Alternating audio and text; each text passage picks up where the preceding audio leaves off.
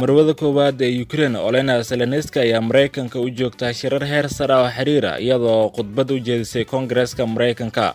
Booqashadeeda ayaa ku soo beegantay 4 bilood kadib markii ninkeeda Vladimir Zelensky uu khudbad fogaan ariga u jeediyay Koongareeska Mareykanka isagoo raadsanaya qalab military oo dheeraad ah. Sida uu aqalka cad ee Mareykanka uu sheegay, Mrs. Zelensky ayaa Isniintii la kulantay xogayaha arrimaha dibadda Mareykanka, waxaana lagu wadaa in ay kulan ay yeeshaan dhigeeda Jill Biden. Waxaana lagu wadaa in xildhibaanada Mareykanka ay khudbad ugu jeediso Capitol Hill Arbacada. Kulanka Talaadada ayaa noqon doona markii labaad ay kulmaan labada marwo koowaad kadib markii Biden uu booqasho aan la shaacin uu ku tagay Ukraine bishii May.